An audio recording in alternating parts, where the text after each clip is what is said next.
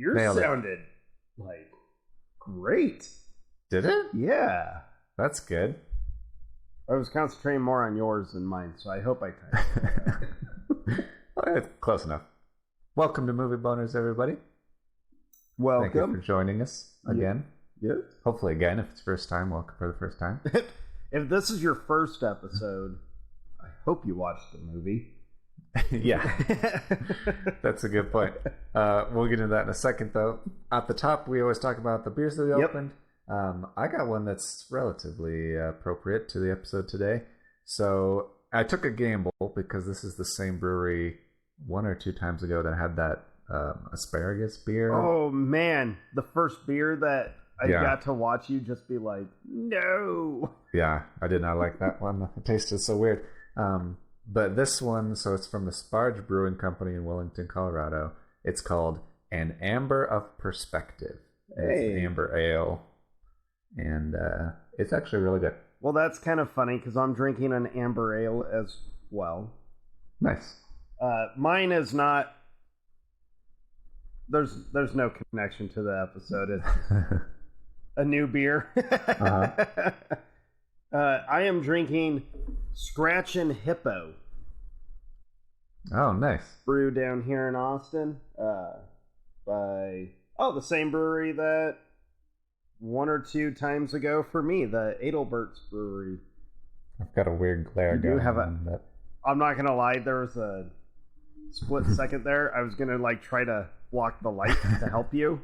I appreciate it. Can't do that. That's not how light works now. Nope. If we were in the same room, maybe, but yeah, not so much. Nope. It's pretty good. I really like That's this good. one. Yeah, I like this one a lot too. It's a good season for ambers. Yeah. It's getting hot out. So, you guys have been in the hundreds. Yeah, we've been close, and I think we went over 1 or 2 days. I saw Denver. Somebody said the other day that it went over 100 for 3 days in a row, which is only the 6th time that's ever happened in the entire history of the city. Which seems crazy to me. Well, I had to laugh. So we've been in the hundreds for a week now. No rain, no breeze, 100+ degree weather. Yeah, classic Texas. Right. Well, what's funny to me is I've been thinking about it every day that I go and get in the car and I'm running errands or going to work. I'm man, back in Colorado, it'd get up to 85, 90, and I'd be fucking dying. Just screw the heat, it's horrible. I'm down here driving in 100 degree weather and I'm it sucks. But I don't feel like I'm dying. That's good. But I do drink way more water than I've ever drank before in my life. That's also good. Very important to stay hydrated. Oh my god. I'll drink I have this huge I want to say it's 60-ounce water bottle or something like that. I'll drink 3 of those just on a hour-long drive. That's crazy. The amount of water bottles that are purchased down here is unreal. Yeah, I believe it. It's awesome. Yeah. Well, thank you, Wandering Lion, for our beers. Go check out wanderinglinstudios.biz and Wandering Lion Studios on Facebook and Instagram. Yep. They're pretty great. They always have Movie Madness Mondays and Trivia Thursdays, which is always a lot of fun.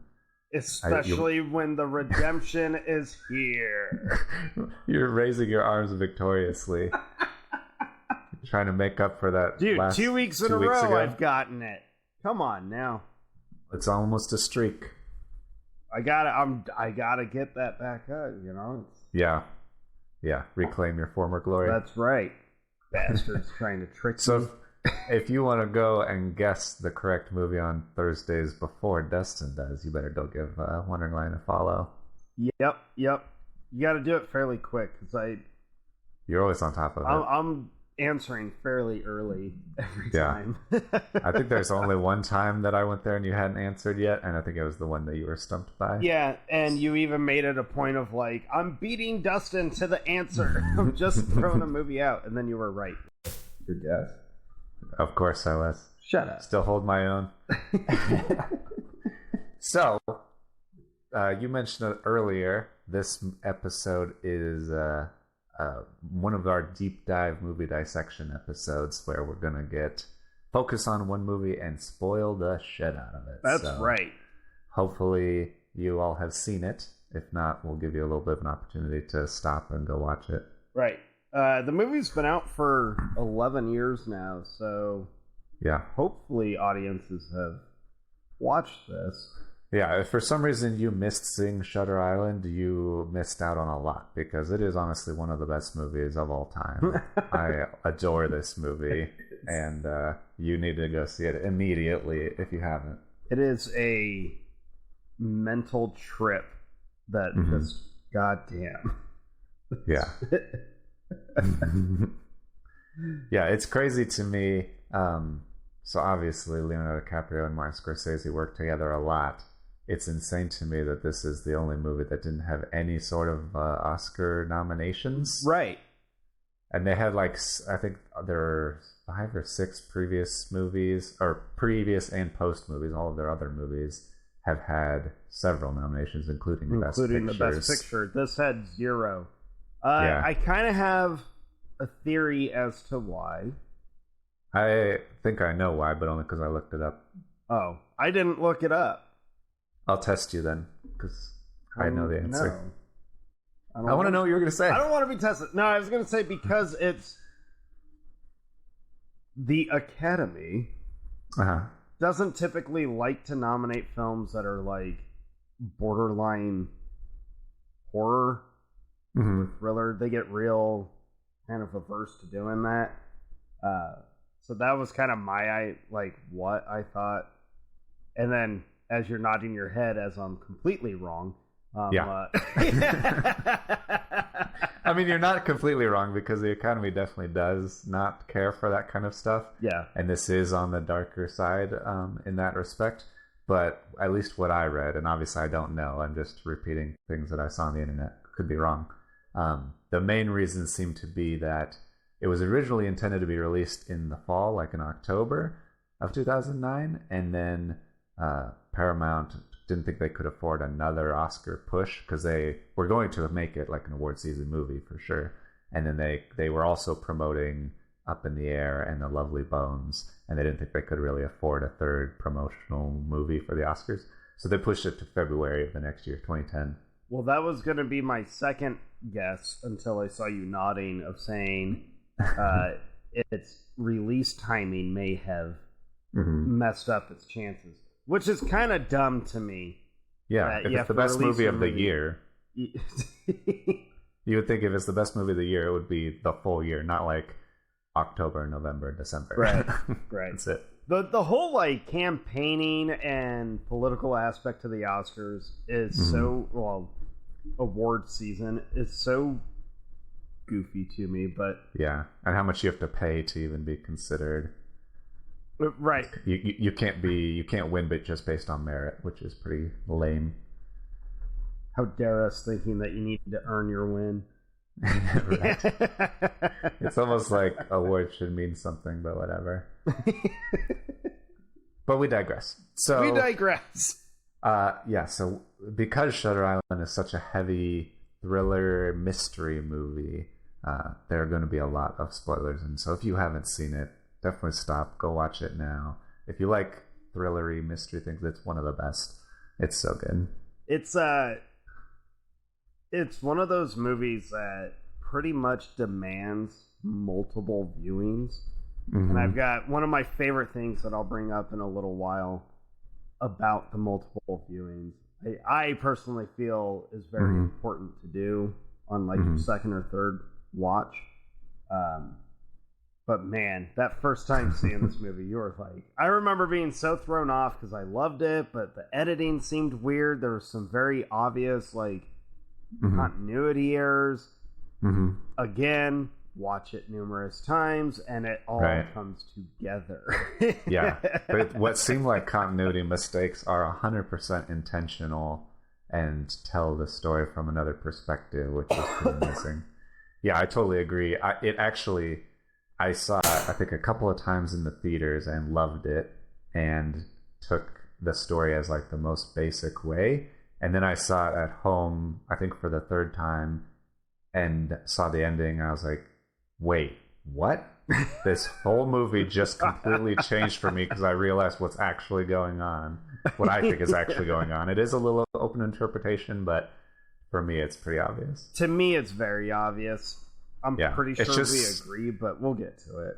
It's just kind of subtle, I guess, more subtle than I'm used to movies being. And so I think for a lot of audiences, when it doesn't exactly tell you what just happened, it can be missed for sure. Yeah. So watch it at least once before you come and hear all the spoilers, and then watch it again. Okay. You hear about actors or filmmakers talking about they want their actors to act with their eyes. Like, we need to show a lot of stuff with just the eyes. Mm-hmm. Shutter Island might be the perfect example of how to do all of that, because quick glances, little eye squint, like, it's all there for everybody in this movie.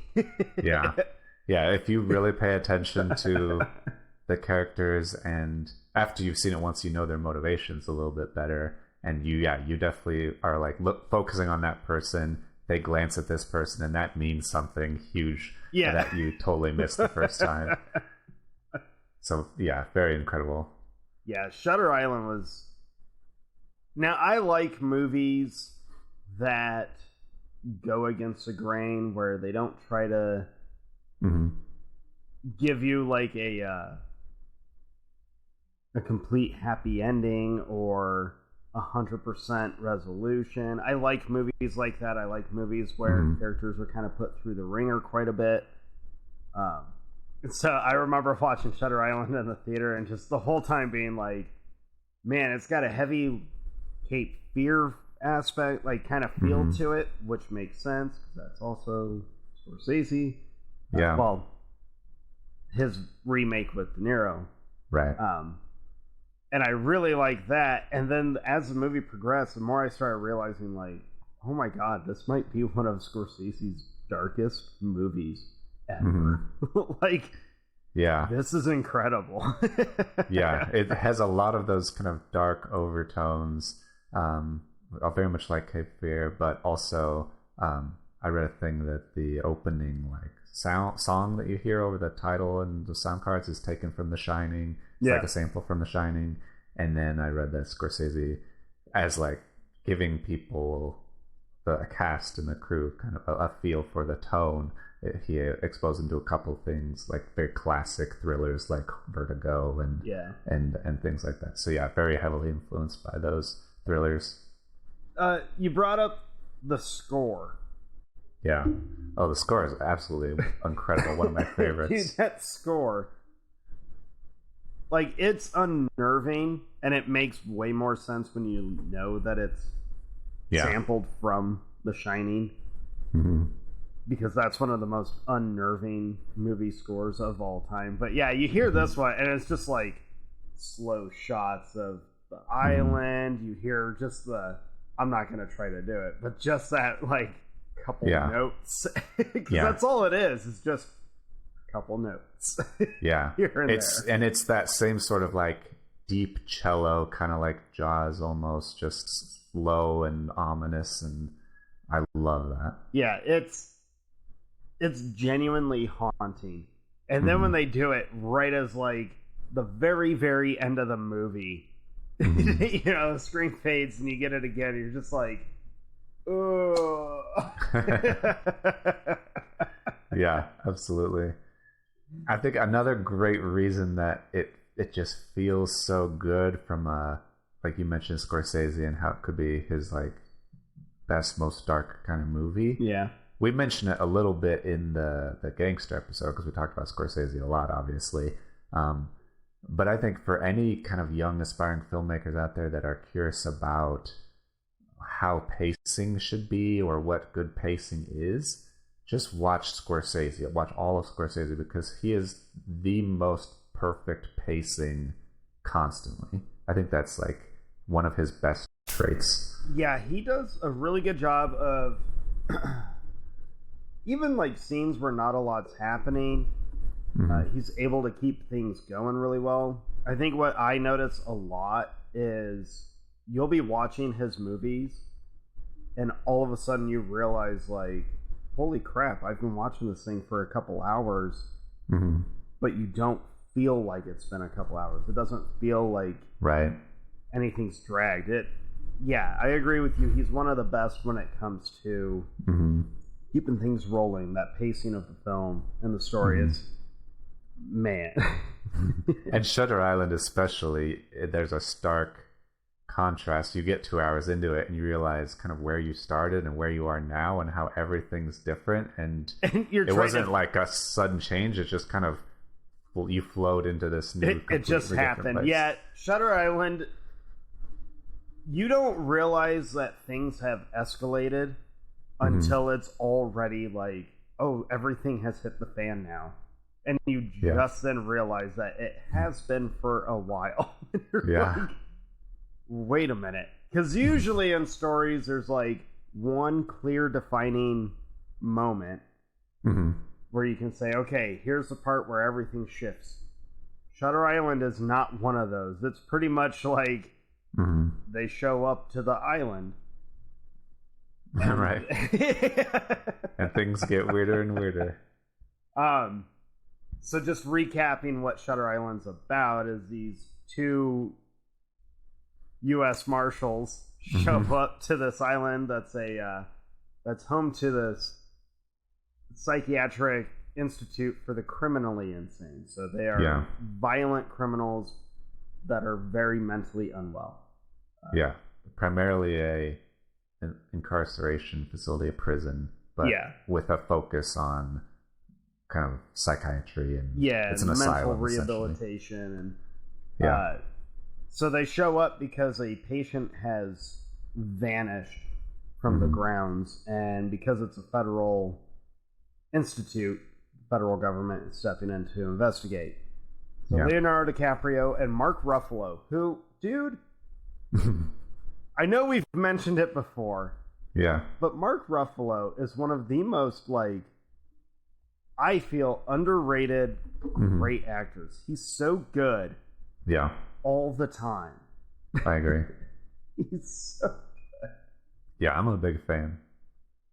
But yeah, so they show up to the island to investigate and try and find this missing patient. And as I said before, they show up to the island and it's like immediate. You posted the little clip of the lady in the yard doing this. That's like one of the scariest parts of the whole movie. And it's 5 minutes into the movie. That lady is so scary. She's like balding. She has like a scar on her throat where she's like that had slit her own throat, probably because she's crazy, and it's crazy. I remember the first time I saw the trailer for it. The marketing for this movie was really interesting because it was marketed as a more straight horror film. But this is one of those instances where kind of off marketing actually worked in its favor, because you go to see it and you realize that it's such a deeper story, and the more realistic aspect of it is way more frightening than any potential like supernatural aspect to it. 100%. A big part of the story, or contributor of the story, is the context. So it's set in 1954, pretty recent after World War II. Everybody involved is kind of coming out of that, served in it, been around it, and that's an important time frame for asylums and psychiatric care, where they're trying to transition from the old ways, kind of the dark ages, where there's some barbaric acts of lobotomizing people and experimenting on people against their will because they're the crazies or the outcasts of society that nobody really cares what's happening in these places. So Ben Kingsley's character, Dr. Colley, it seems to be that he describes wanting to actually try to treat people and help people and not use those last resort things as a first response, actually try to listen to them and help them and heal them, ideally. and so they're trying to go into like, I guess, this new era of mental health and like kind of walking a fine line, because if they do it badly, then everybody who's supporting the old ways will say, hey, look, see, that doesn't work, or it's more dangerous or whatever, so let's just keep lobotomizing people. Yeah, he Ben Kingsley's character is so good. He plays him so well, because your first time watching that movie, fuck it. Anytime you watch this movie, for the first half of the film, you genuinely feel like, oh, you're sinister. Oh, there's something bad going on here. And it's always such a shame that there's not. You're like, I don't trust you. Oh, damn it, I should have trusted you. I'm constantly struggling with, because he does come across as brilliant and creepy. I mean, Ben Kingsley does that a lot. He does that in a lot of characters. And he's great at it. And so, you the more I watch it, the more I'm like, I want to trust you. Like, I do think that your heart's in the right place, but also you might be lying. Like, you could very easily be lying to me right now. At no point, no matter how many times I've watched this movie, at no point have I ever been like, oh, yeah. I'm constantly like, keeping my eye on you, man. Don't trust you. I just don't. 100%.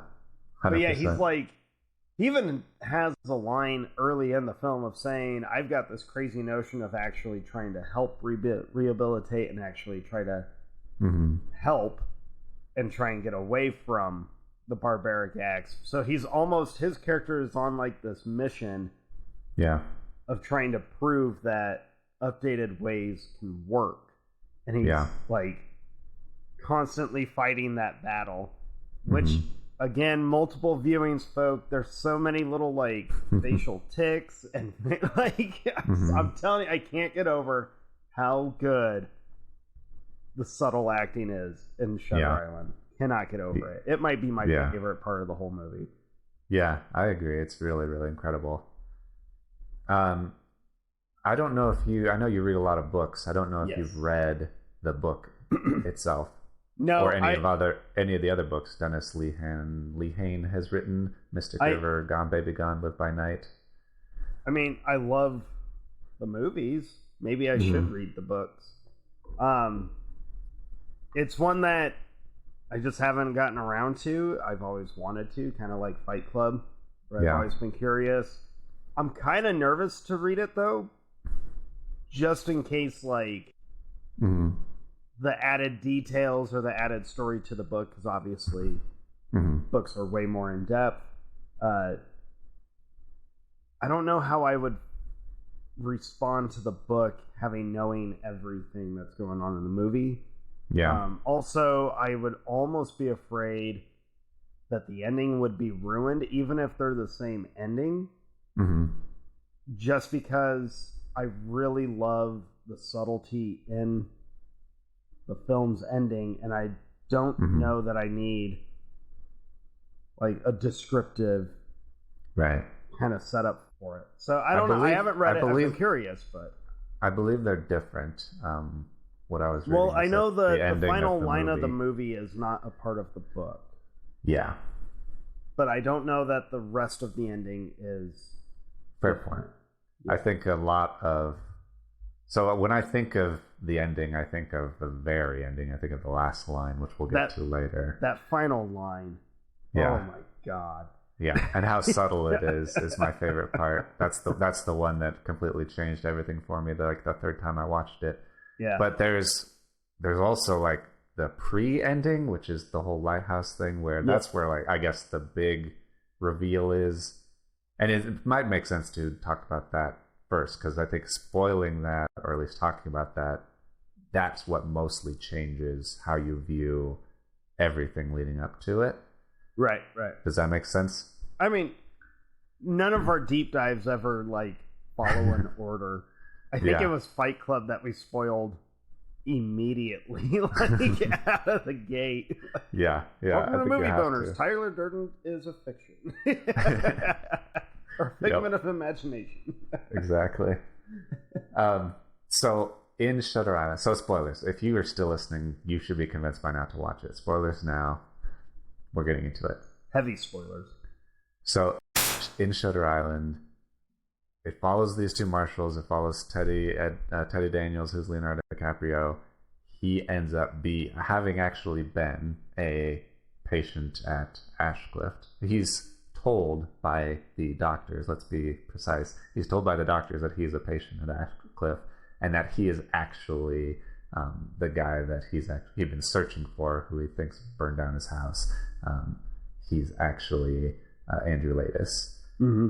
That he's the one and the same, that he created Teddy Daniels as like a personality or a delusion to block out living with the reality, basically. Which his reality, man, worth blocking out for sure. Yes, I can handle a lot of stuff. His reality, when you finally see it, because there's so many hints to it, there's so many, like, I guess, I just lost what I was going to say. Anyways, they basically they spend the whole movie telling you what his backstory is, but you never know it. Right. And so when you finally see it happen, it's so devastating. And DiCaprio does such a great job. Like, when he sees the bodies in the pond, his immediate, complete, like, disbelief and breakdown. And Leonardo DiCaprio, okay, when you talk Leo, right, his voice, when he screams, when he's shouting, when he's having, like, an emotional scene where he's breaking down, his voice has such a unique crack in it. Like, it has that shriek to it that just, man, it's affecting. You know, it's so like, it sends chills through you.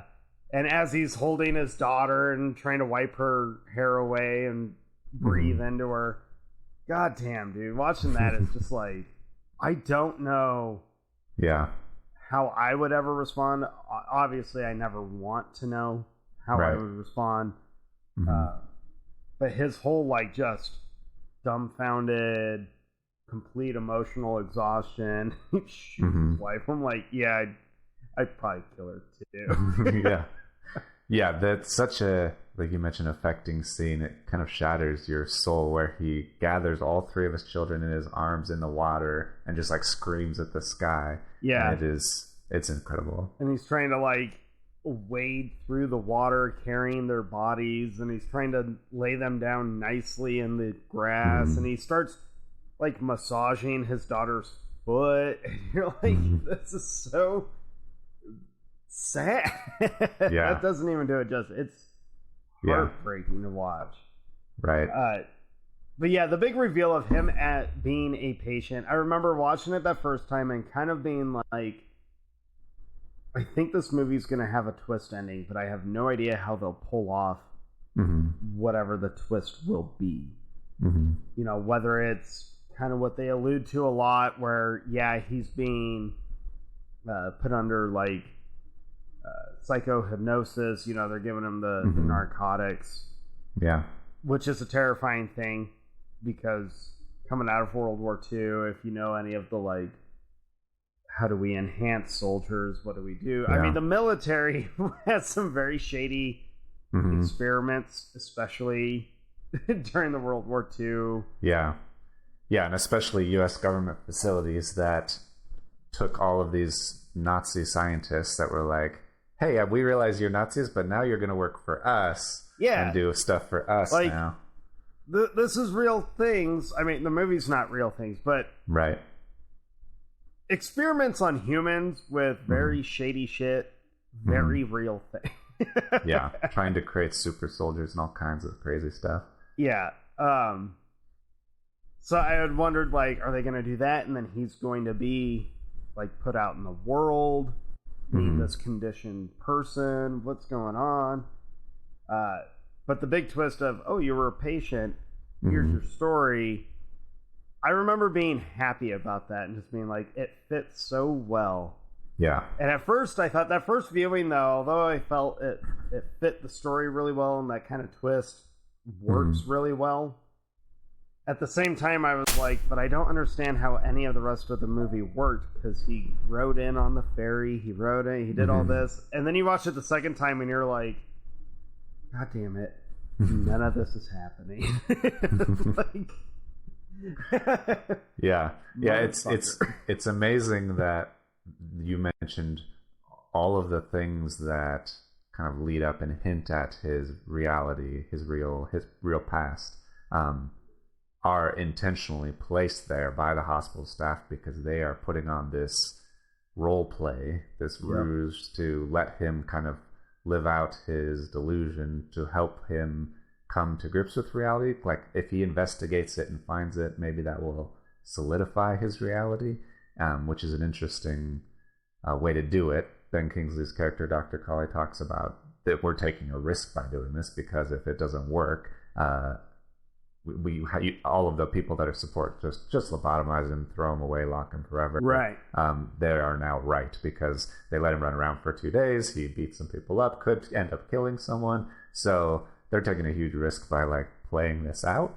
But it's an interesting way to do it, and they plant a lot of different seeds to help him find his reality, come to grips with his children, his wife, and some of it is like, it's hard to tell what is scripted, planned role play seeds, and some of it is, a lot of it seems to be his own internal delusion that's leading him in a certain direction. To say that, I mean, there are parts that, they are planting little things here and there. Others are so blatant. It's really early on. It's like the first file he's given. And the first thing he sees is a photograph of his dead daughter, which to you, that first viewing, you don't realize that's his kid until later on. But yeah, it's Rachel's daughter, this fictional patient. Yeah, it's the first thing he's shown on the island, and you're like, oh my God. And what were you going to do if he snapped out about it right there? Right. But this is like that second, third, the multiple viewing kind of thing. This is where this becomes really important to me. Because you watch Kingsley, you watch Ruffalo, you watch everyone that's in the scene. I know DiCaprio is your focal point. He's the central character. You're supposed to follow him. But I find myself more times than not watching everything in the background, and obviously watching DiCaprio as well, but I'm really focusing on all the background things, because there's so many eye glances, little like smirks or frowns, all shared between these guys, and it's so well done that your first time watching it, you're just taking it as, oh, they're just, because we're people, we look around. And that's how you kind of take it that first time. But after you've seen it and you know everything, you're like, oh my God, they're all silently communicating with each other. This is so crazy. Yeah, the very beginning when they get to the island, all of these armed guards are there, and DiCaprio mentions people are kind of on edge. And you assume as the viewer watching it the first time that, oh, it's because this patient escaped. They're like, they don't know what's going on. And also to build tension, like there's something maybe crazy or weird going on. Maybe supernatural, you don't even know at that point. But rewatching it, you're like, they have this prisoner that they just like let out, who they say is the most dangerous prisoner on the island. Yeah, he's one of the worst. And they just like kind of let him out and do whatever he wants for a couple of days, and so everybody's very much on it, just kind of watching that. So you can see, I definitely do what you do, where I watch the background and all of the guards are kind of behind him, not really around Mark Ruffalo's character. Yep. And I love watching. So you learn, obviously, at the end that Mark Ruffalo's character is one of the doctors there, his personal, Leonardo DiCaprio character's personal physician. And watching him is like my favorite, because he's like following him around, calling him boss, like asking him. They're new partners, like they've never worked together, obviously. And so that's why Leonardo DiCaprio's character, Teddy, believes it. But it's interesting watching him, because the first time you think, oh, he's letting Leo take the lead, like he's the lead investigator or whatever. He's kind of when the assistant warden or deputy warden says he needs to take their guns, Mark Ruffalo doesn't like do anything. He just kind of watches to see what Teddy will do. And it's interesting. You think that, oh, he's letting him take the lead. He decides if we go home or continue. but rewatching it after he's actually just a doctor. He's kind of analyzing what Teddy's going to do. Is he going to snap? Is he going to freak out? Is he going to comply? And then there are hints that maybe Mark Ruffalo's character is not really a cop because he can't get his holster off. He can't give him his gun because if you wore a gun every day for work, you would take it off and on every day. You'd be used to it. It would not be difficult for you to do. So there's all kinds of little hints. Well, and he also has he kind of leads DiCaprio as well. Like if it's moments where they're trying to get him to start coming into terms or start trying to figure things out, he'll subtly no, maybe we should check this out, boss, or what do you think about this over here? Yeah, absolutely. And that first time you see it, you really do take Ruffalo completely as, oh, you're kind of green. You're especially green to being his partner. He's already kind of, I don't know about you, and so you take it as he's just kind of hanging back because DiCaprio is the boss. And then you're like, oh no, I agree. He's analyzing. They're trying to figure out and anticipate what the next move will be, or if this is working, if he believes it. Yeah, how do we start steering him? When do we start steering him? Yeah. There's a lot of... After you learn everything, I think one of the more intense scenes is between Teddy and the warden in the Jeep. Yeah. Because the warden picks him up. Oh, there you are. And he has this whole spiel of God's gift of violence and well, you're a violent man. And he's like, no, I'm not. Yeah, you are. Just because he's a marshal? Of course, that's before you learn everything. After you learn everything, you're like, oh yeah, he's a very violent patient. He's yeah, and that conversation happens pretty much towards the end, and it kind of mimics or mirrors a conversation that happens at the very beginning when they show up and he talks to that German doctor. Yeah, and he says that both of the marshals are men of violence. He says, I'm not saying you're violent men, I'm just saying you're men who are, obviously you've been in the war, you are familiar with violence, you're flexible or capable if you need to be. And so, and Teddy, they talks a lot about Teddy's defense mechanisms, he's diverting those personal reflections on him away and turning it around on this German, potentially Nazi psychiatrist. Right. And that is an interesting thing as well. And they have a conversation later on, not really about violence, but about monsters, where it's you have this trauma and trauma because of these dreams, or your dreams are a reflection of your trauma. Yeah. And they talk about, I'm trying to remember, they talk about your dreams can kind of create monsters, and if you should stop a monster if you're able to, or whatever. And they both kind of agree, and then he stabs him in the neck with that thing. Yeah, with the sedative. Yeah. Yeah, one of my favorite little things in that movie, and again, sounds like a broken record player, but another fun little detail for me of them trying to kind of steer but not make it obvious. And you take it as, oh, their clothes are just wet from the storm. But one of my favorite things is him being handed his actual patient garb, the sweatpants, the outfit. It's almost like we should probably get him into this soon. We're gonna have to do something soon. I love how the orderly here you go. Suit'll be dry at some point. Yeah. Which means you'll probably never get it back. Right. Yeah. Yeah. Yeah. That's a really interesting part. All of the so my favorite, I guess, part of the movie is a combination of, we mentioned the music, but the imagery throughout the movie is just amazing. And the imagery of like their present reality on the island with the storms and with the creepy ladies with the throat slut and all that stuff. She's only in it for that one scene. I know, it's kind of a waste, but it is very effective for like the 5 seconds you see her. True. But all of his like flashbacks, I guess. There's a combination of flashbacks and visions on the island of his wife, who's obviously not there, and Andrew Laedus, or who this guy who has like a scar across his face, who's kind of morphs during the conversation. There's my favorite like scene of the whole movie is kind of right in the middle. Actually, I have two favorite scenes, and they're both kind of related.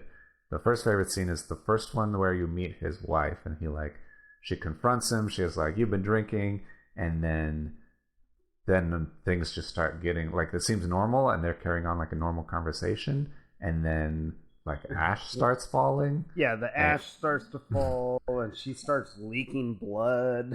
Yeah, she walks to the window and turns around, and her back is like carved out and like charcoal kind of. Yeah, it's like all burned. charred and burned. Yeah.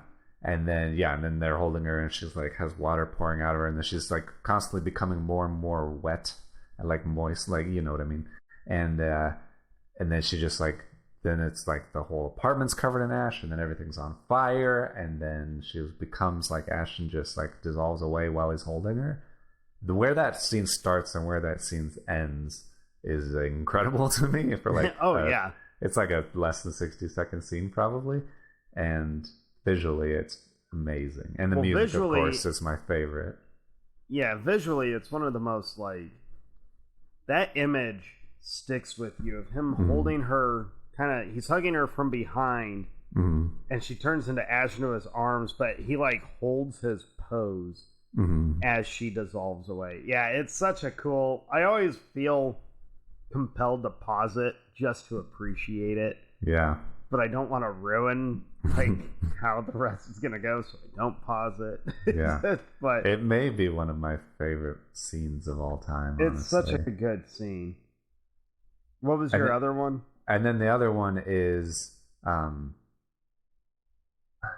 had it a second ago. What was it? Oh God, I know. I guess I was going to say there's a couple, but I don't want to just talk about all the scenes. It had to do with her again, I think. Now I completely forget. I'm like forgetting more the more I think about it. That might mean I'm crazy. This is where it starts.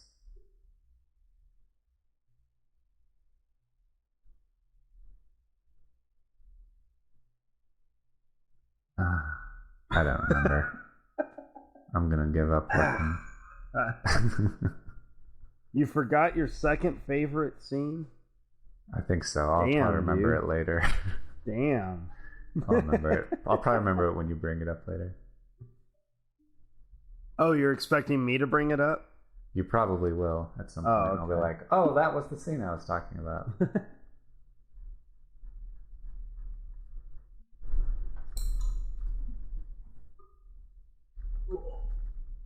So,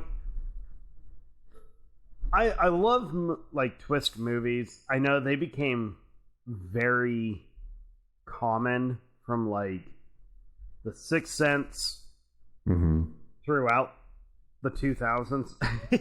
Yeah. Just like you went to a movie, if it was an action movie, a thriller, or a drama, chances were you were going to have a twist. Right. How the characters respond to said twists have always been very interesting to me, and this one has one of my favorites. It's not even like the twist, it's kind of a precursor, but the lighthouse. So DiCaprio bursts in, and all you see is Kingsley sitting at a nice desk waiting for him, and then he's checking behind a door, he's got the rifle, and all Kingsley tells him is, the rifle's not loaded, by the way. DiCaprio's response where he checks it and it realizes it's empty, but it's from his back, but his whole like body language of pure confusion and anger, I love that, because he just like tears it open and just, damn it. Yeah. Love it. But I'm glad the movie came out when it did, because I feel had they made it earlier like they had originally wanted to, I kind of feel it may have gotten caught up into all of the like, oh, it's just another movie with a twist ending. And I'm glad that it didn't get caught up in that, because the twist is so well executed, so well planned out. Of course, the twist to me is like how everyone in the background has been orchestrating everything. I love that. Oh yeah, God, I love that. Yeah, and it's awesome how you start out thinking it's a pretty basic mystery story about these detectives investigating this disappearance, and then as things kind of go and new questions are arisen, it leads him towards this realization that nothing is what it seemed. And I always like those kinds of movies. I think that's interesting. Oh yeah. But it does such a good job, I guess, of playing the first half from his perspective, that he is very much deeply embedded in this delusion, and everything that he does, everything that he sees is based on, I am a marshal investigating this girl's disappearance.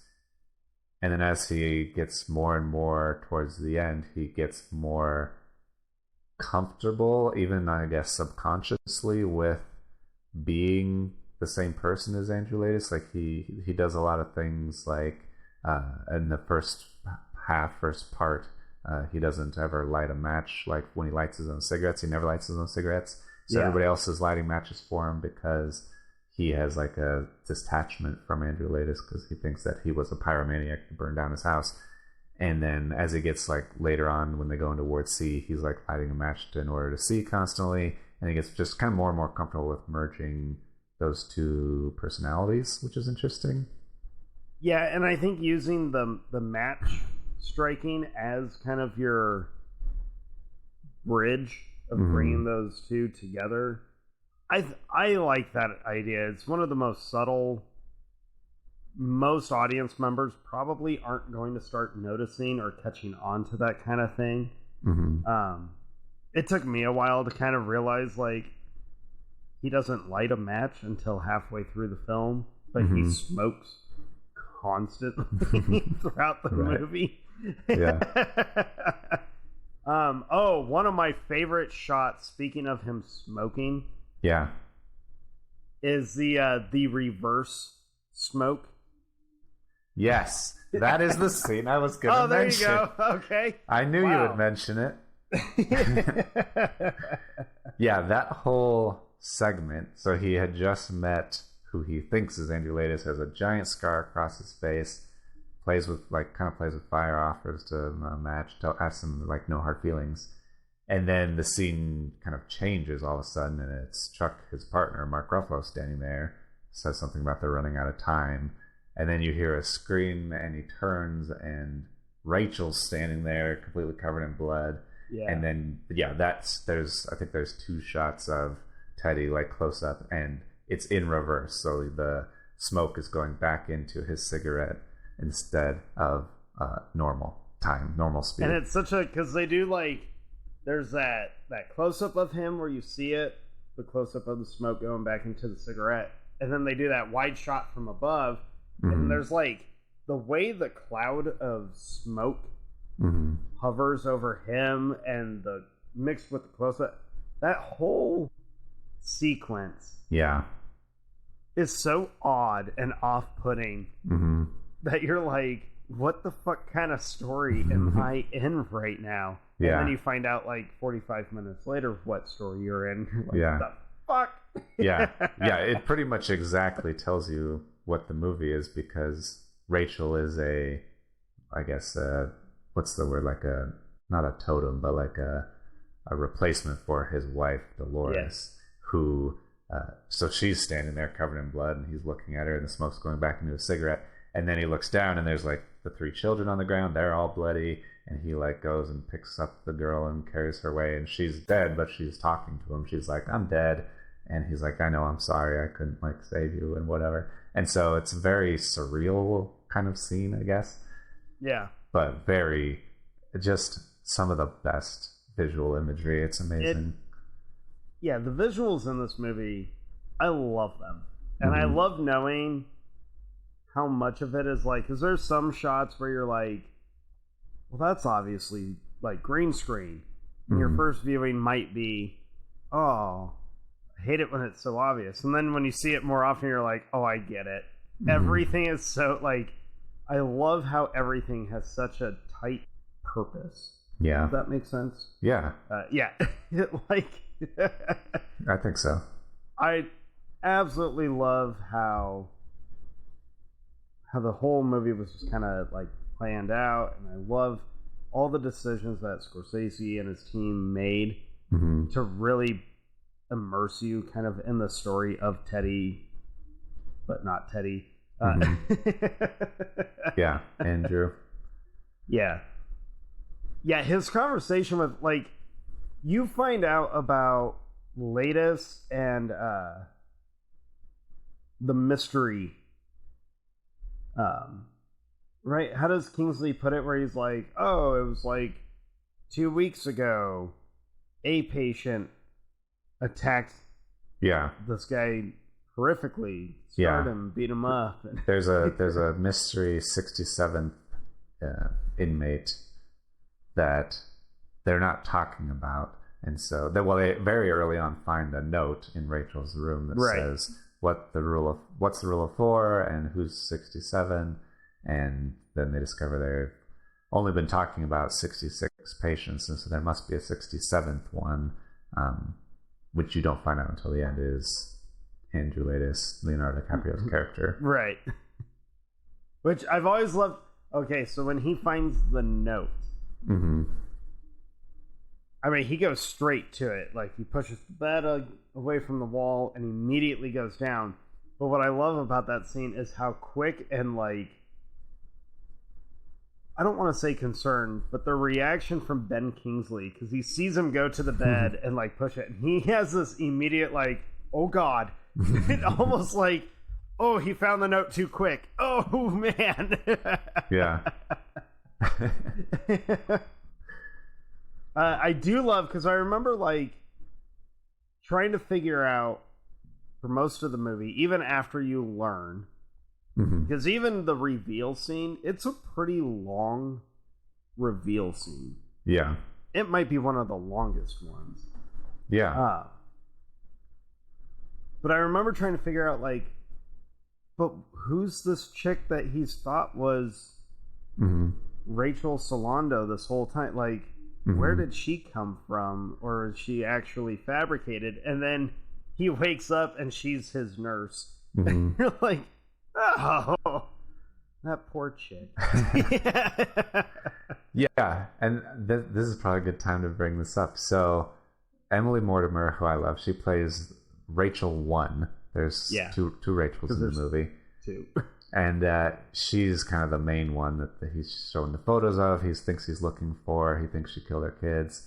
Finds out at the end, oh, she's just a nurse. Like, a lot of these people seem to just be staff or nurses, or orderlies, who are there playing patients to point him in the right direction. They're part of the role play.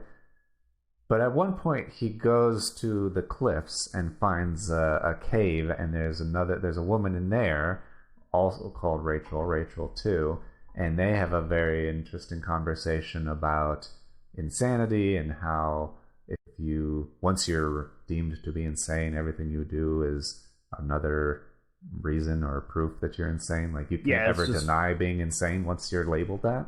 It's added proof or added confirmation. She even says, like, every time you try to tell people I'm not crazy, it just builds up your craziness even more. Yeah. And that's the conversation where you learn about, like, she tells him, you haven't taken any, like, pills from them, have you? Have you been smoking your own cigarettes? And she tells him that they've been doing, like, the experiments on people, and patients to control, and she's like, they're never going to let you leave, which she's right when she says that. Let him leave. Yeah. So do you think that she is a real person? The cave scene always throws me off. Yeah. And the cave scene is actually the part of this story that I would be most curious to read in the book. If it's in the book. Yeah. I would be too. Because it's the one I don't know where I fall, really. I go back and forth with it constantly. I want to believe Ben Kingsley's character when he says, Rachel doesn't exist, we made her up, and she's just a figment of your imagination and part of the role play. But I think that he must be talking about the nurse, Rachel, obviously. Yeah. Why is there another Rachel Solando living in caves, moving every day so they don't find her, who used to be a doctor there? She's not just a crazy patient. She became a crazy patient. Well, became a patient who they call crazy, may or may not be crazy. Right. And may or may not exist. Yeah. And so I kind of believe that maybe she's, because she kind of points him in the direction that he should go. She points him to go into the lighthouse. She tells him about all this stuff. It could be a product of his delusion. The thing that makes me think that she's not a delusion is when he sleeps in the cave and wakes up the next day, she's still there. And she like wakes him up and they talk a little more. If she was gone, I would be like 100% she's a delusion. Yeah. But because he sees her again, for some reason, I'm like, she has to be like real for some reason. So I kind of feel that she would be real, and she's the one character the movie never gives you a confirmation on her. I mean, that's the only time you see her. That's it. Part of me wants to say she's real because she does kind of embed that, like, don't go to the lighthouse. Bad things are at the lighthouse. Clearly, he's going to go to the lighthouse. Yeah. That's like the exact opposite of what you should have said if you actually didn't want him to go there. Right. And she sells it really well. Yeah.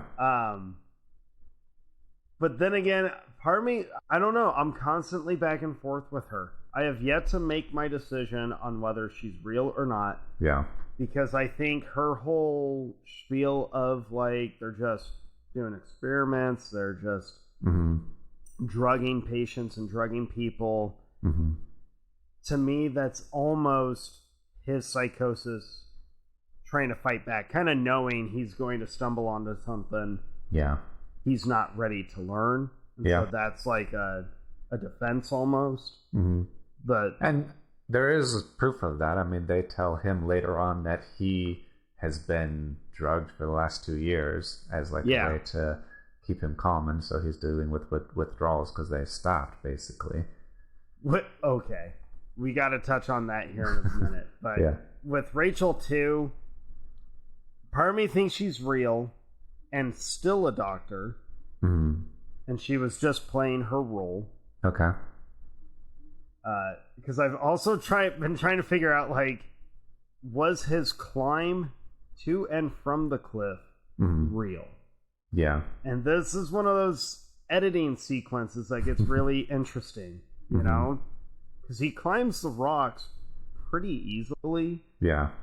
And without too much, like, he just kind of shows up. Now, that could just be pacing or whatnot, but I don't know.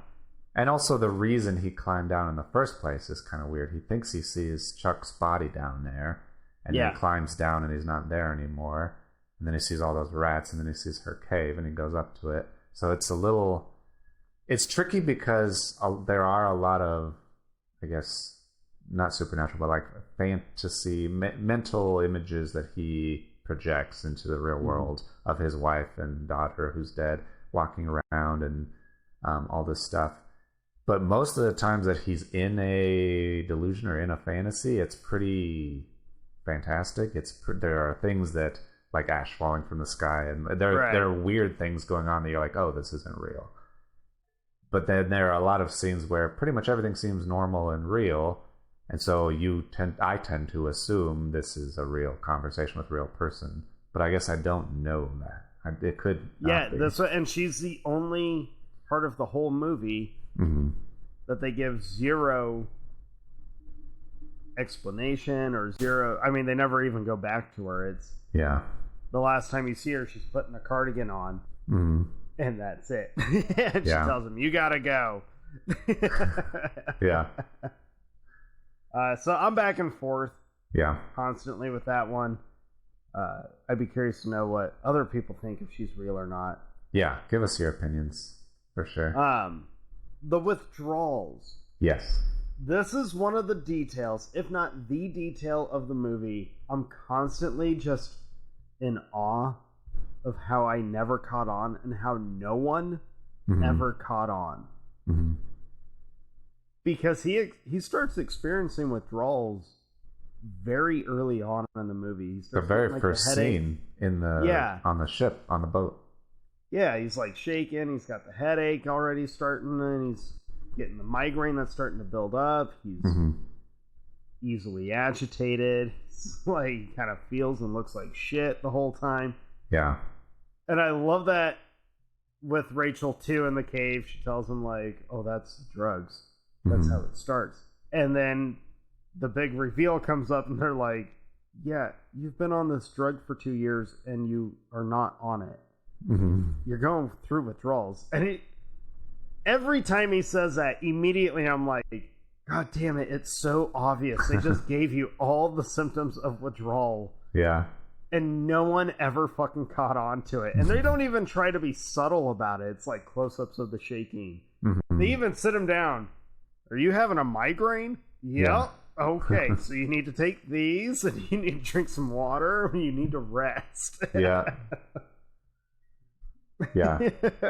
Yeah, it's crazy. I think that's why it rewards multiple viewings, because you're like, oh wow, this whole thing that I had totally written off is pretty impactful. It's a pretty important detail. Yeah.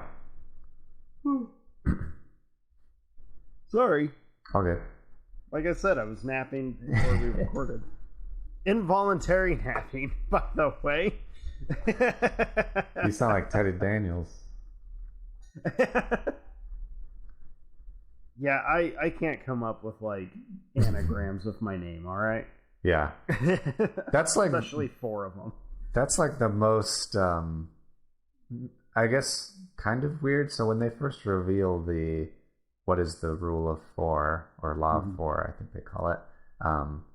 When they reveal in the lighthouse that, oh, this is your law of 4, it's that there are 4 names and 2 of them are anagrams for the other 2, and so your wife's maiden name is Rachel Solando, like mixed up, and then your name, Androlatus, is Teddy Daniels, mixed up.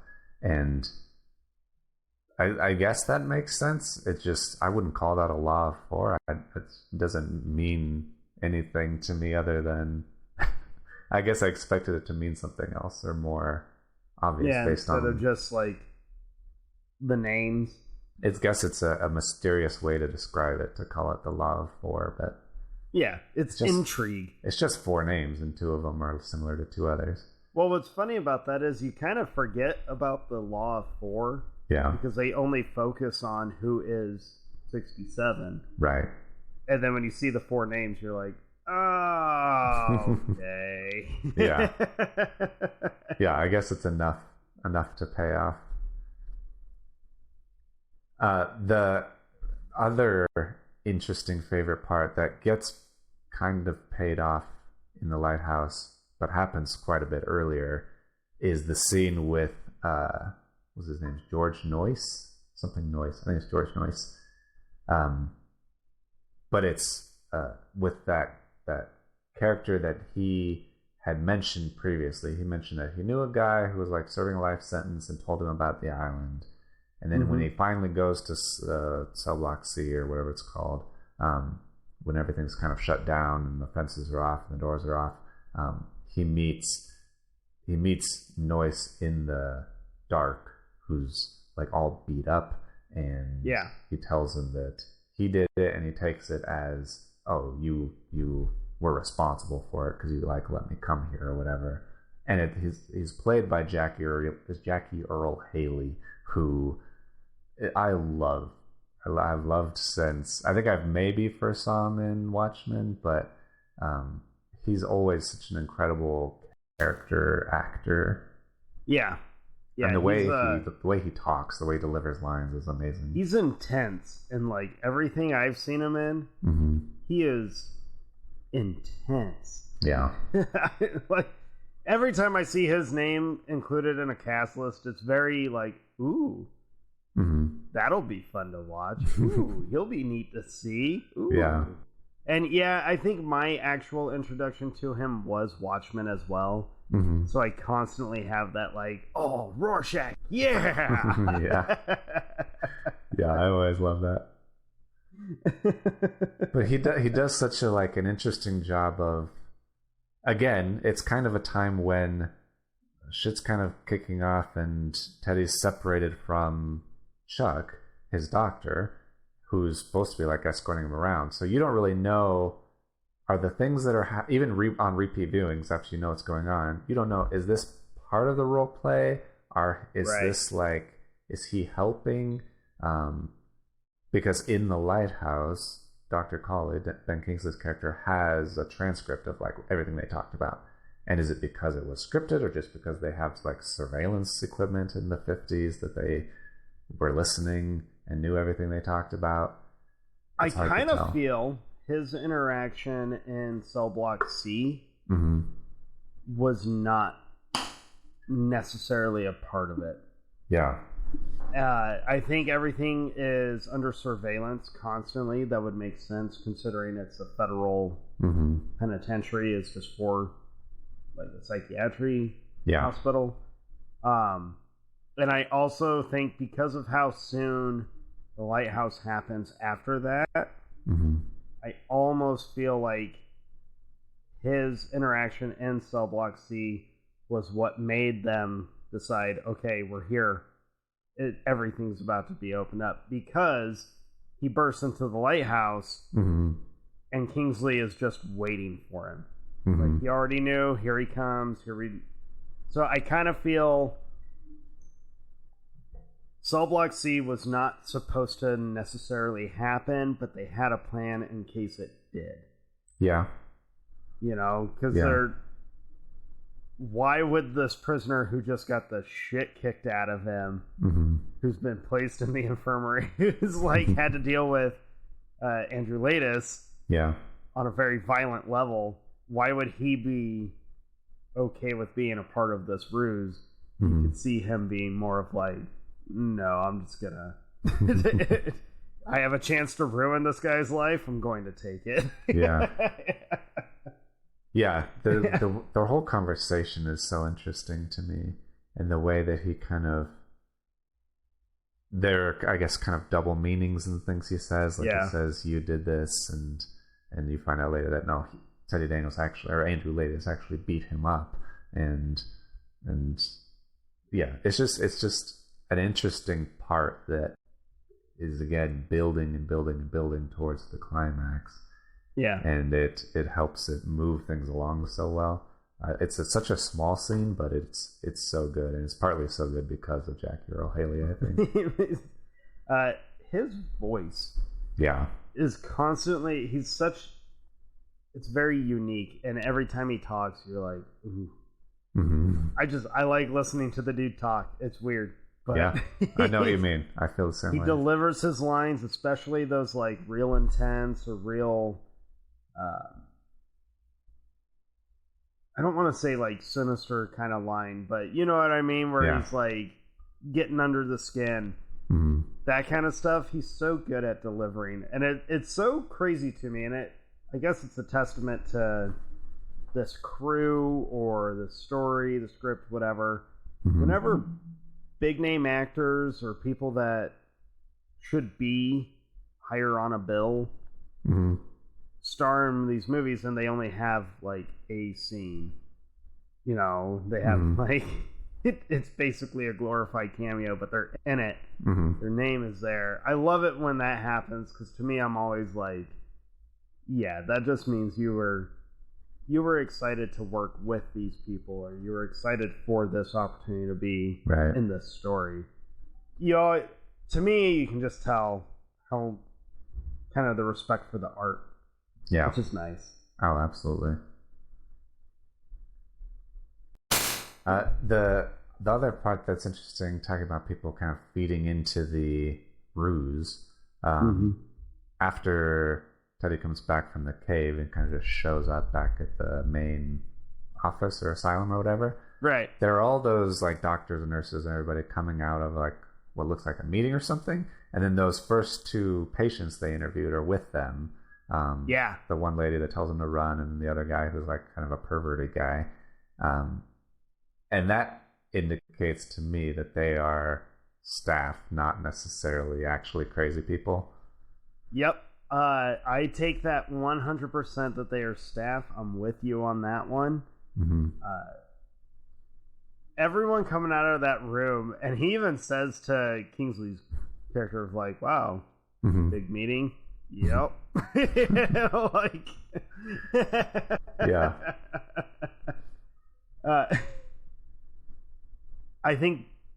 I love how in the background you catch little glimpses. Like, you can hear little things from the people. You can tell everyone's under a lot of stress right now. They want the ruse to end because they just, how much longer can we go on like this? He might violently attack someone now. Yeah, the longer it goes on, the higher the probability that's going to end badly, I'm sure. Yeah.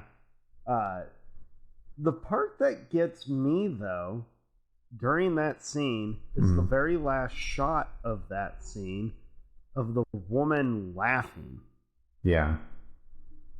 Because she's center, she's laughing, and then it cuts to him moving on.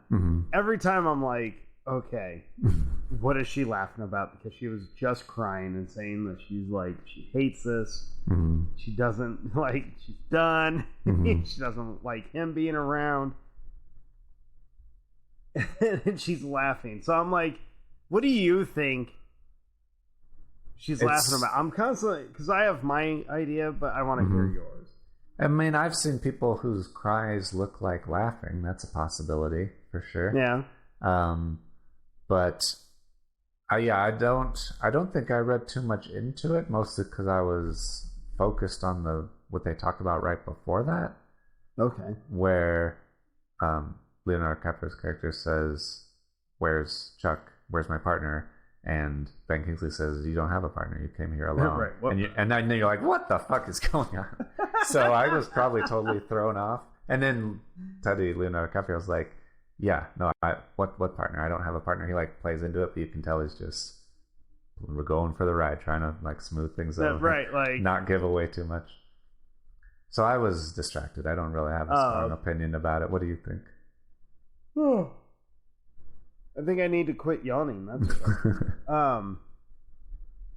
I kind of feel like she's laughing because in a situation you have no control on, and if it's really going south, which this whole thing really is, my reaction is to just kind of laugh at it. Yeah. So I kind of take that as she's like being told, hey, we just have to keep going along for a little bit longer. And she's just laughing about it because it's so ridiculous. That kind of like uncomfortable laughter. In a very like kind of scary way, because everyone knows, hey, this dude has a very violent past. Yeah. He could start doing something really bad really soon. Right. No, that's fair. Luckily he doesn't, but ish. Yeah. He blows up a car. That's he does crazy. blow up a... I love that car. Yeah. I love and that scene where like he sees his wife there and she's talking to him the whole time and she's there, and then the little girl comes over and stands next to her, and you're like, oh, you know each other? Like all of a sudden you're putting pieces together. But with the way it explodes and engulfs them, and he's like, oh no, and then they're still there, and he's like, oh, it's okay. It's just the visuals. So cool. So we've talked the ending, we've talked all the little things leading up to it. Yeah. I know you and I have been trying to like wait to get to our favorite part. Yeah. I feel like we should probably just get to our favorite part. Let's do it. So, the actual ending of the movie. The big reveal's been said and done. Yeah. He's been told, like, hey, you've made progress before. 9 months ago, we did the same thing, and you were okay, but you regressed. So this is our last effort to try and show progress or show sustainability. Right. So he's sitting on the stairs, and Dr. Sheehan shows up, or Mark Ruffalo, as you learn, that's his actual character. Right. Okay. The scene that's up for debate. Yeah. To me, not so much a debate. It's pretty obvious to me. It's obvious to me now. I didn't notice it or didn't understand what that line actually means, the line we're about to talk about, until like I mentioned like the third viewing of it. Yeah. And so I took it as the very basic standard believe exactly what you see way, I guess, the first couple of times. And then I understood what from Teddy's perspective, when he says that, what he means. And I now take it, I think, the same way you do, which is that he is entirely lucid, but choosing to pretend to be regressing back into delusion so that they will lobotomize him as a form of, I guess, kind of suicide, or so that he doesn't have to go through this anymore or go through the trauma and the pain of reliving this as they try to heal him. He'd rather just kill off that side. Yep. Yeah, to me, that first time I saw the movie... There was a bug in front of my face. Oh, okay. It's like, you can't high-five your screen.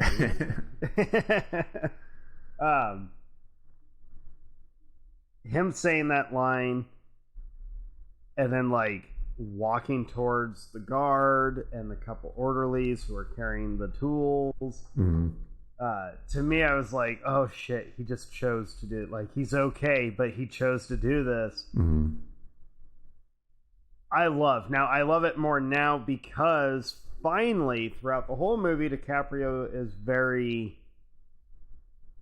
like, he's not subtle in anything he does in the film. He's very abrasive. Yeah, I mean, he lashes out the whole movie. Yeah. He finally gets his subtle moment where he sees the doctors conversing off into like the little grassy area. He sees the guard. He sees some of the orderlies, and then Sheehan sits down with him and lights a cigarette. To me, I'm like, he made the decision right there. Like, he sat on that stoop knowing what he was about to do. Yeah. To me, it's such a, like, heartbreaking ending. It's not a happy ending. Yeah. In the least at all. And pretty much no matter which way you take it, it's heartbreaking because he tells Dr. Sheen, or he treats him as Chuck. He says, Chuck, we need to get out of here. They're doing something bad here. Like, so you can tell, oh, he's in his delusion again. And then Dr. Sheen kind of motions, yeah, okay, this didn't work. Let's go ahead and do this. And that is sad if you believe that that's the case. But then he says that which would be worse, to live as a monster or die as a good man. And then he just kind of walks off before he gets an answer. And that, to me, has to mean that he's choosing to do this. He's choosing 100%. And that's so... I mean, I get it, partly, is also why it's sad. Because I can't say I wouldn't do the same thing. It's right. It's not like it's going to end well. It's not like it's a happy ending. Yeah. I would hope people don't think him or take it as, oh, he's just trying to find peace. Yeah. No, it's basic suicide that he's about to do. Yeah, he cannot live he's with turning himself with the terrible, into a vegetable. Yeah, he can't live with the terrible experience, the terrible memory of what his wife did, what he did, and he'd rather just remove that memory, remove his ability to think and do things, really. Yeah, it's And then right after that is when you get that ominous music score, which just is like the nail in the coffin, or tool to the head. I don't know. Yeah, like an ice pick. Yeah, their final interaction is so devastatingly good, because you feel so bad, or at least I do, for Mark Ruffalo's character. Because you can tell, like, this dude is invested into him. He is trying and been working with him for so long and trying everything. And that look of disappointment when he gets called Chuck and he looks over and shakes his head. I'm constantly like, oh man. Oh man. And then the line, and yeah, DiCaprio doesn't even wait. Yeah. He says it, gets up, and walks away. And there's kind of like a look of maybe hope in Mark Ruffalo's face as he's like, right, because he gets up and he's like, does that mean what I think it means? What does that mean? Yeah.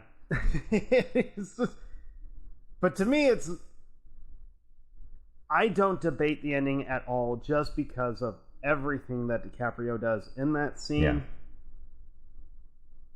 Other than just the line, I mean, the way that he like so calmly walks to the orderlies, lets them surround him. He doesn't even fight. He doesn't do anything. He just, and they surround him. I mean, you see that final shot. They're shoulder to shoulder as they're walking away, which is also not something he would do based on what he just said, which is like, Chuck, there's weird stuff going on here. We have to like get out of here. Right. He would not. He'd be fighting and running and trying to steal another gun that's probably empty. Right. Yeah, so I agree. It has to be 100% the intent. I am curious to know where they took him, because obviously the lighthouse is not where they do the lobotomy. Yeah. But the lighthouse is the last thing that you see. Yeah. It is kind of an ominous shot there. Yeah, I think that scene's also so interesting. I read a thing that said, so I don't know that much about psychiatry, but I did read a thing that said, so because most of the movie takes place during this huge, massive storm, and it's very chaotic and tumultuous, that last scene on the steps is one of the only scenes where it's like sunny and nice. Yeah. And there was I guess that in itself, it can be a reference to Sigmund Freud, who described your subconscious as kind of confusing, cloudy weather, and that's in opposition to the clear skies of your consciousness. And so as Teddy gains consciousness or relieves himself of his conscious, that's kind of why it's sunny, because he can see things clearly. He knows what's going on, knows that his delusion is past, but it kind of makes it more sad or more. It's just there. Yeah, there is no way you can look at the ending of Shutter Island and be like, oh, it ends on a good note. Yeah. It does not end on a good note. Right. The good note would be him like just sitting in the common area and just like being peaceful. That would have been your good note. But no, to me, he's so lucid, he's so aware of everything, and he has just made that decision. I can't live with any of this. So it's either he's going to kill himself or let them basically do it for him. So he's going to let them do it for him. Which is just so like, ugh. Yeah. It's so sad. That is so sad. Yeah, there's some interesting trivia about the movie as well. So, like the Rule of Four, apparently the title Shutter Island is an anagram for two things. So, truths and lies is an anagram for Shutter Island, as well as truths, and the words truths and the words denials combined can also make Shutter Island, which I thought was interesting. So they're big. If you're into anagrams, this movie is right up your alley. This movie has some of them. Yeah. Did you know the flashback to the World War II where they massacre all of the Nazi soldiers? That's actually a real thing. No. Yeah. I don't remember where it happened. But yeah, that shot is based on an actual, I don't want to say event, but something that actually happened in World War II. Yeah, that's kind of crazy. Yeah, all the World War II stuff, again, visually is very interesting and very dark, obviously, as you're in these Nazi death camps and there are just bodies that obviously match or bear resemblance to his children and all that stuff.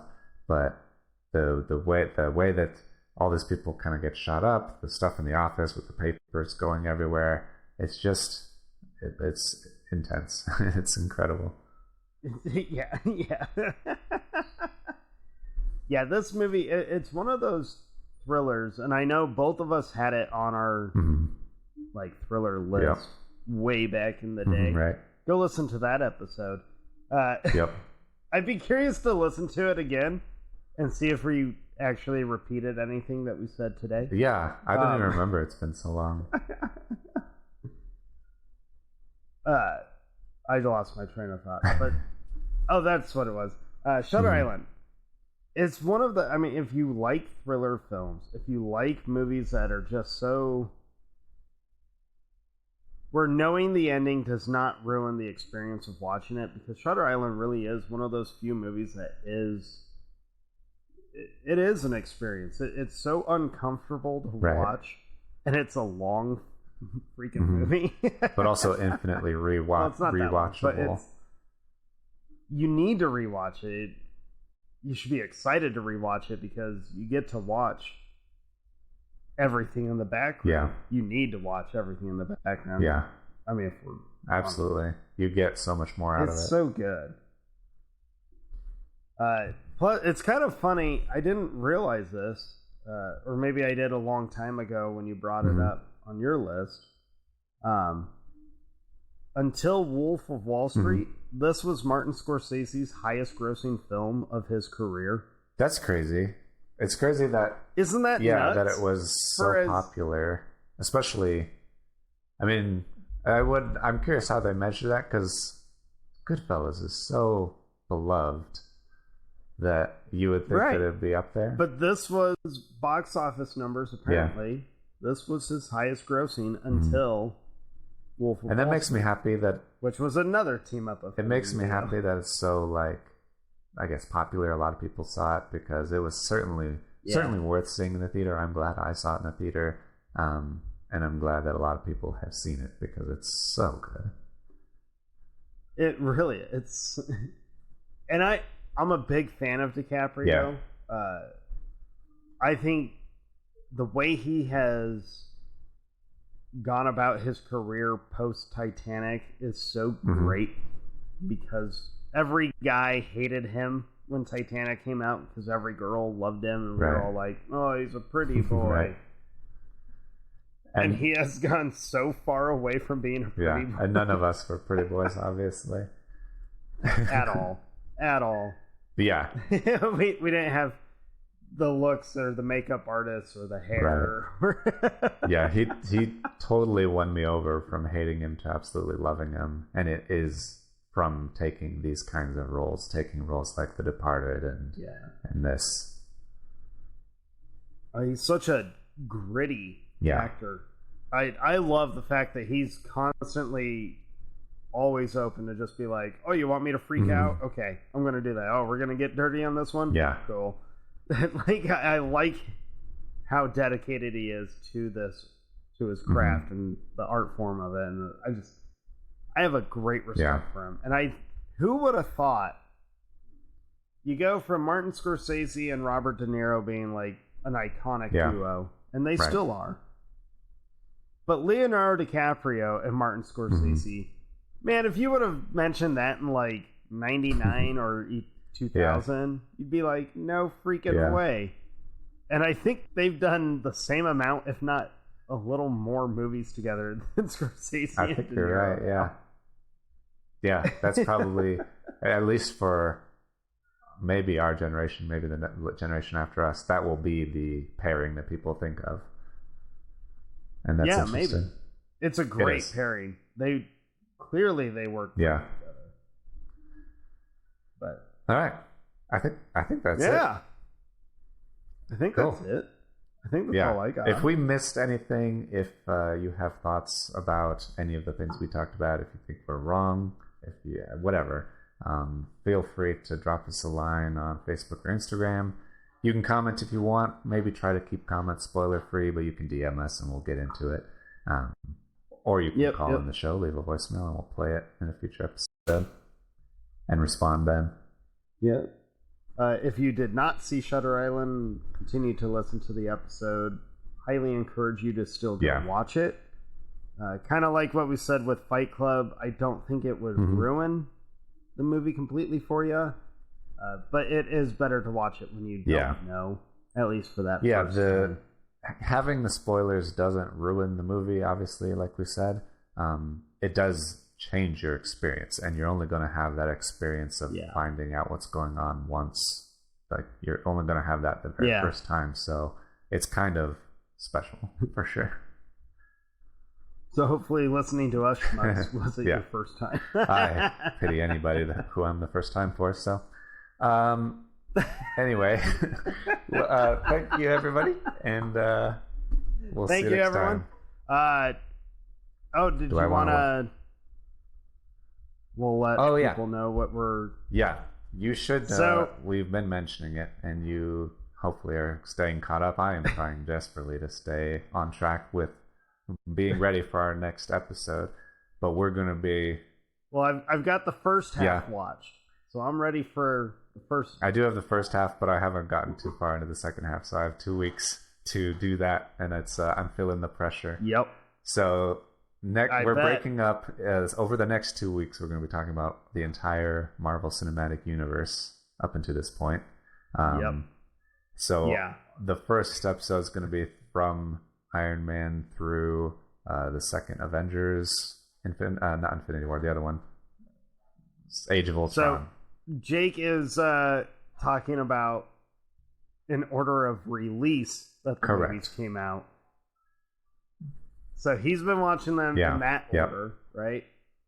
Whereas I've been watching the canon order, like the actual timeline. Yeah, the timeline of the MCU. So I started with Captain America, going through Avengers 2, Age of Ultron, and continuing that. So I'm really curious to hear the perspective on the two different, because I find myself having to watch them in order. Interesting.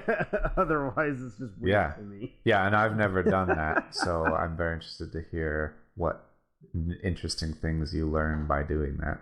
So that would be cool. Obviously, everybody first saw it in release order because it's the order they were released. But so watch all of the Marvel movies. Good luck with that. Just dive into the MCU. We're trying to get them all done in time for Black Widow. We're releasing next 2 episodes. Much anticipated release. Yeah, that should be very interesting. I'm a huge fan of Florence Pugh, whatever her name is. I've never heard it said. I've only read it. Pugh. She's amazing. Her and Anya Taylor-Joy are like the most incredible generation of actors at this point right now. They should be in a movie together. Yeah. That would be cool.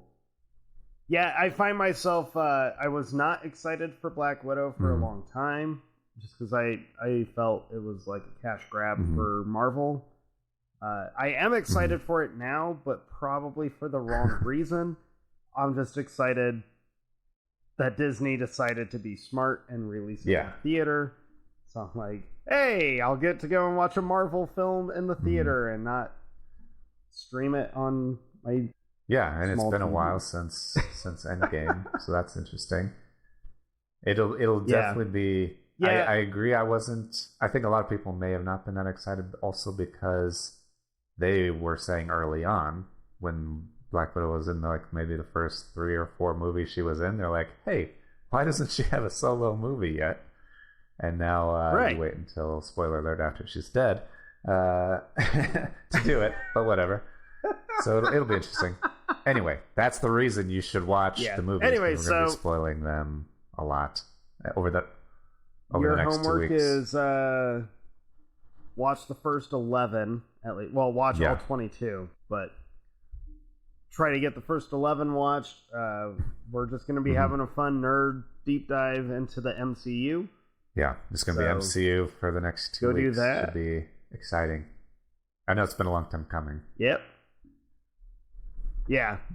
Oh, yeah. But I feel like our timing is pretty good on this. Yeah, definitely. So. I'm excited. I was going to mention I like your John Wick shirt. I'm excited for all of the other things that I can't wait to talk about, and I know we'll get to talk about them when the next version comes out, the next iteration. I can't wait to talk about the John Wick universe. I can't wait to talk about the Matrix universe. We're gonna have to do all those things in the future too. So, and not too far future. So excited. Well, I think Matrix 4 is either end of this year or maybe early next year. Yeah, I thought it was this year, and John year. Wick was moved to next year because they were going to be the same, and they didn't want that for some reason. Yeah, which I would have gone and seen both on the same day. I would have bought tickets. Hey, what time does this Showtime get out? Right. We're going to this one next. Yeah, that'd be an intense double feature. That'd be awesome. Yep. All right, everybody. See you next time. Let us know what you thought of Shutter Island, and do all that good stuff on the internet. And we appreciate you listening and following and telling people that we exist. Keep it up. All right. See you, everybody. Thank you.